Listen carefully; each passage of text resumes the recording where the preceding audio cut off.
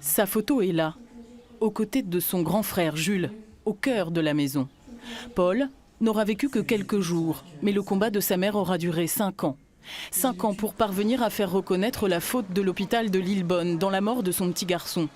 La nuit du 11 février 2013, la jeune femme enceinte de 8 mois perd du sang, se rend aux urgences, est examinée, mais la sage-femme la renvoie chez elle. Elle reviendra le lendemain pour accoucher par césarienne d'un bébé victime d'une rupture fatale du cordon ombilical. Le petit Paul décédera 4 jours plus tard.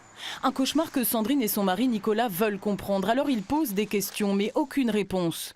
Pour en avoir, ils déclenchent donc une procédure.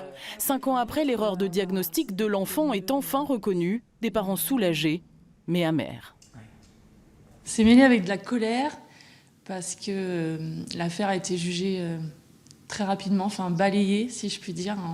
En 5 minutes c'était jugé et on a parlé lors de ce procès que de chiffres, de statistiques, de barèmes et jamais de Paul, de nous, famille, humains, ça on n'en a jamais entendu parler.